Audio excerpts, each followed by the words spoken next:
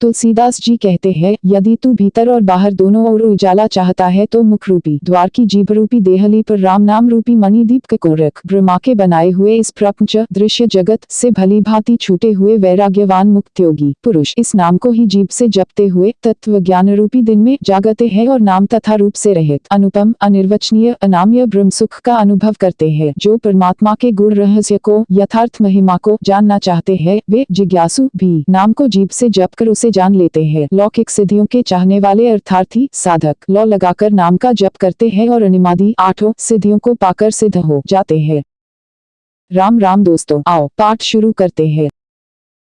ते ही अवसर नारद सहित अरु ऋषि सप्त समेत समाचार सुनी तुहिंगिरी गवने तुर्त निकेत। इस समाचार को सुनते ही हिमाचल उसी समय नारद जी और सप्तर्षियों को साथ लेकर अपने घर गए। तब नारद सबही समुझावा पूर्व कथा प्रसंगु सुनावा मैना सत्य सुनहु मम बानी जगदम्बा तव सुता भवानी। तब नारद जी ने पूर्वजन्म की कथा सुनाकर सबको समझाया और कहा कि हे मैना, तुम मेरी सच्ची बात सुनो। तुम्हारी यह लड़की साक्षात जगत जननी भवानी है, अजा अनादि शक्ति अविनाशिनी, सदा शंभु अर्धन निवासिनी, जग संभव पालन लय कारिणी, निज इच्छा लीला बपू धारिणी। ये अजन्मा अनादि और अविनाशिनी शक्ति है, सदा शिव जी के अर्धांग में रहती है। ये जगत की उत्पत्ति पालन और संहार करने वाली है और अपनी इच्छा से ही लीला शरीर धारण करती है। जननी प्रथम दक्ष ग्रह जाय, नामु सती सुंदर तनु पाई, तहु सती सुनकर ही विवाही, कथा प्रसिद्ध सकल जग माही। पहले ये दक्ष के घर जाकर जन्मी थी, तब इनका सती नाम था, बहुत सुंदर शरीर पाया था। वहाँ भी सती शंकर जी से ही ब्याही गई थी। यह कथा सारे जगत में प्रसिद्ध है। एक बार आवत शिव संगा, देखे रघुकुल कमल पतंगा, भय मोहु शिव कहा न कीन्हा, ब्रह्म बस बेशु सिय कर लीन्हा। एक बार इन्होंने शिव जी के साथ आते हुए रामे रघुकुल रूपी कमल के सूर्य श्री रामचंद्र जी को देखा। तब इन्हें मोह हो गया और इन्होंने शिव जी का कहना न मानकर ब्रह्मवश सीता जी का वेश धारण कर लिया। सिय बेशु सती जो कीन्हते हिन अपराध संकर परिहरी, हर बिर जाय बहोरी पितु केन जग्य जोगानल जरी। अब जन्मी तुम्हरे भवन निज पति लागी दारुण तपु किया, अस जानी संशय तजहु गिरिजासर बदासन कर प्रिया। सती जी ने जो सीता का वेश धारण किया, उसी अपराध के कारण शंकर जी ने उनको त्याग दिया। फिर शिव जी के वियोग में ये अपने पिता के यज्ञ में जाकर वहीं योगाग्नि से भस्म हो गयी। अब इन्होंने तुम्हारे घर जन्म लेकर अपने पति के लिए कठिन तप किया है, ऐसा जानकर संदेह छोड़ दो। पार्वती जी तो सदा ही शिव जी की प्रिया अर्धांगिनी है।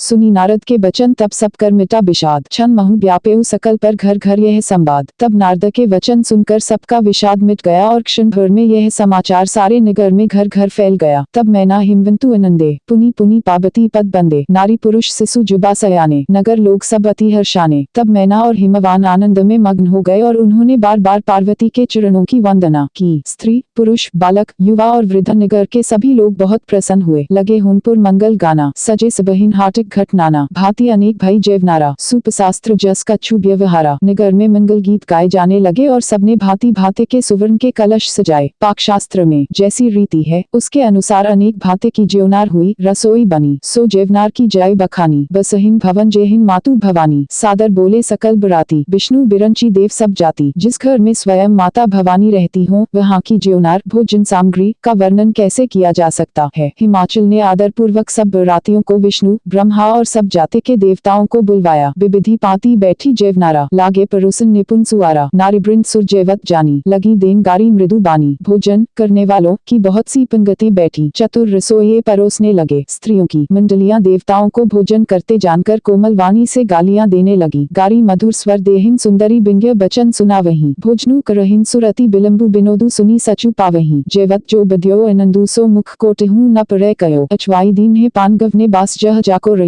सब सुंदरी स्त्रियां मीठे स्वर में गालियां देने लगी और व्यंग्य भरे वचन सुनाने लगी। देवगण विनोद सुनकर बहुत सुख अनुभव करते हैं, इसलिए भोजन करने में बड़ी देर लगा रहे हैं। भोजन के समय जो आनंद बढ़ा वह करोड़ों मुंह से भी नहीं कहा जा सकता। भोजन कर चुकने पर सबके हाथ मुंह धुलवाकर पान दिए गए। फिर सब लोग जो जहाँ ठहरे थे वहाँ चले गए।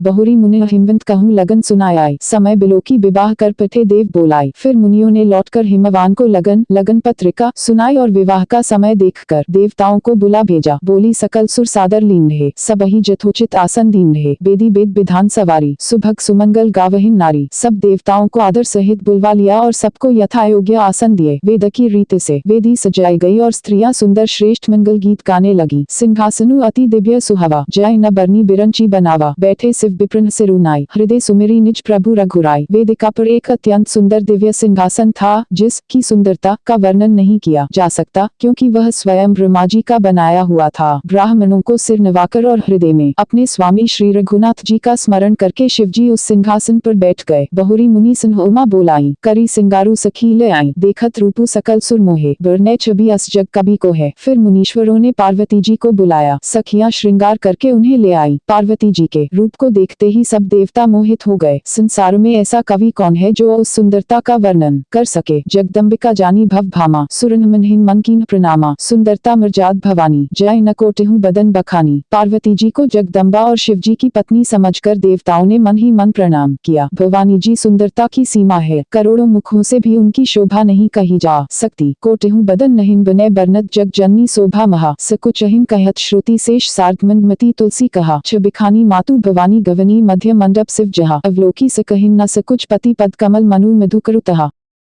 जगत जननी पार्वती जी की महान शोभा का वर्णन करोड़ों मुखों से भी करते नहीं बनता। वेद, शेष जी और सरस्वती जी तक उसे कहते हुए सकुचा जाते हैं, तब मंद बुद्धि तुलसी किस गिनती में है। सुंदरता और शोभा की खान माता भवानी मंडप के बीच में जहाँ शिव जी थे वहाँ गई। वे संकोच के मारे पति शिव जी के चरण कमलों को देख नहीं सकती, परंतु उनका मन रूपी भोरा तो वहीं रस पान कर रहा था। मुनि अनुशासन गणपति ही पूजे शंभु भवानी, कोट सुनी संशय करे जनी सुर अनादि जय जानी। मुनियों की आज्ञा से शिव जी और पार्वती जी ने गणेश जी का पूजन किया। मन में देवताओं को अनादि समझकर कोई इस बात को सुनकर शंका न करे कि गणेश जी तो शिव पार्वती की संतान है, अभी विवाह से पूर्व ही वे कहाँ से आ गए। जैसी विवाह के विधि श्रुति गाई, महामुनि सो सब करवाई, गही गिरीश कुस कन्या पानी, भवही समर्पीन जानी भवानी। वेदों में विवाह की जैसी रीति कही गई है, महामुनियों ने वह सभी रीति करवाई। पर्वतराज हिमाचल ने हाथ में कुश लेकर तथा कन्या का हाथ पकड़कर उन्हें भवानी शिव पत्नी जानकर शिव जी को समर्पण किया। पानी ग्रहण जब कीन महेसा, हिया हर्षे तब सकल सुरेसा, वेद मंत्र मुनिबर उच्च रही, जय जय जय शंकर सुर करही। जब महेश्वर शिव जी ने पार्वती का पानी ग्रहण किया, तब इंद्रादि सब देवता हृदय में बड़े ही हर्षित हुए। श्रेष्ठ मुनिगण वेद मंत्रों का उच्चारण करने लगे और देवगण शिव जी का जय जयकार करने लगे। बाजहिन बाजन विविध विधाना, सुमन वृष्टि नभ भय विधि नाना, हर गिरिजा कर भय बिबाहु, सकल भुवन भरी रहा उछाहु। अनेकों प्रकार के बाजे बजने लगे, आकाश से नाना प्रकार के फूलों की वर्षा हुई। शिव पार्वती का विवाह हो गया, सारे ब्रह्मांड में आनंद भर गया। दासी दास्तुर ग्रथ नागा, धेनु बसन मणि वस्तु विभागा, अन्नकंक भाजन भरी जाना, दाइज दीन न जय बखाना। दासी दास रथ घोड़े हाथी गाय वस्त्र और मणि आदि अनेक प्रकार की चीजें अन्न तथा सोने के बर्तन गाड़ियों में लदवाकर दहेज में दिए, जिनका वर्णन नहीं हो सकता।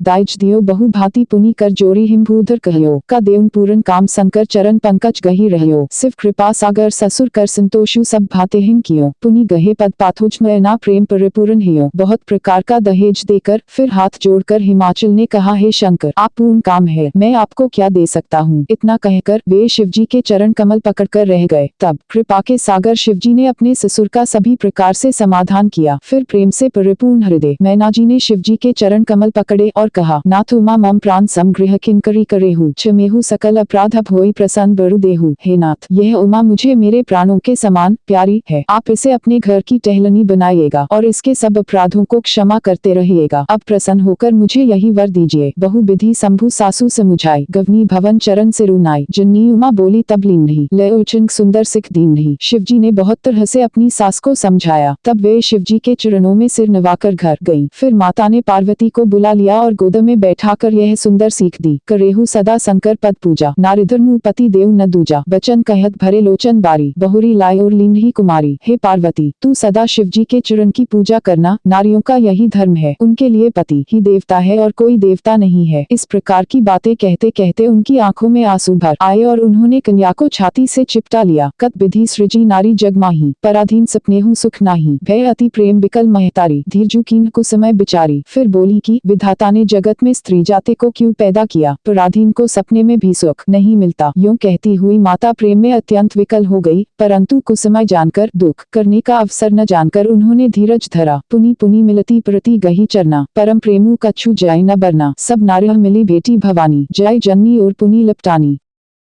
मैना बार बार मिलती है और पार्वती के चरणों को पकड़कर गिर पड़ती है। बड़ा ही प्रेम है, कुछ वर्णन नहीं किया जाता। भवानी सब स्त्रियों से मिल भेंट कर फिर अपनी माता के हृदय से जा लिपटी। जननहि बहुरी मिली चली उचित असी सब काहून गई। फिरी फिरी बिलोकती मातु तन तप सखी लय सिव पहिन गई। जाचिक सकल संतोषी सिनकरु उमा सहित भवन चले। सब अमर हर्षे सुमन वर्षी निशान नभ बाजे भले। पार्वती जी माता से फिर मिलकर चली। सब किसे ने उन्हें योग्य आशीर्वाद दिए। पार्वती जी फिर कर माता की ओर देखती जाती थी। तब सखियां उन्हें शिवजी के पास ले गए। महादेव जी सब याचकों को संतुष्ट कर पार्वती के साथ घर कैलाश को चले। सब देवता प्रसन्न होकर फूलों की वर्षा करने लगे और आकाश में सुंदर नगाड़े बजने लगे। चले संग हिमवंतु तब पहुंचा विनति हेतु। विविध भांति परितोषु करी बिदा कीन्ह वृषकेतु। तब हिमवान अत्यंत प्रेम से शिवजी को पहुंचाने के लिए साथ चले। वृषकेतु शिवजी ने बहुत तरह से उन्हें संतोष कराकर विदा किया। तुरंत भवन आए गिरिराय सकल सैल सर लिए बोलाए। आदर दान बिने बहुमाना सब कर विदा कीन्ह हिमवाना। पर्वतराज हिमाचल तुरंत घर आए और उन्होंने सब पर्वतों और सरोवरों को बुलाया। हिमवान ने आदर दान विनय और बहुत सम्मान पूर्वक सबकी विदाई की। जब हिम शंभु कैलासहीन आए सुर सब निज निज लोक सिधाए। जगत मातु पितु शंभु भवानी तेहिन सिंगारू न कहूँ बखानी। जब शिवजी कैलाश पर्वत पर पहुँचे तब सब देवता अपने अपने लोकों को चले गए। तुलसीदास जी कहते हैं कि पार्वती जी और शिवजी जगत के माता पिता है, इसलिए मैं उनके श्रृंगार का वर्णन नहीं करता। करहिन विविध विधि भोग बिलासा गणन समेत बसहीन कैलासा। हर गिरिजा बिहार नित नयऊ यही विधि विपुल काल चली गयऊ। शिव पार्वती विविध प्रकार के भोग विलास करते हुए अपने गणों सहित कैलाश पर रहने लगे। वे नित्य नए विहार करते थे। इस प्रकार बहुत समय बीत गया। कथा सुनने के लिए बहुत बहुत धन्यवाद। अगर यह कथा अच्छी लगे तो वीडियो को लाइक और शेयर करें। इस तरह की कथा सुनने के लिए चैनल को सब्सक्राइब जरूर करें। कमेंट में राधे राधे जय श्री कृष्णा जरूर लिखें।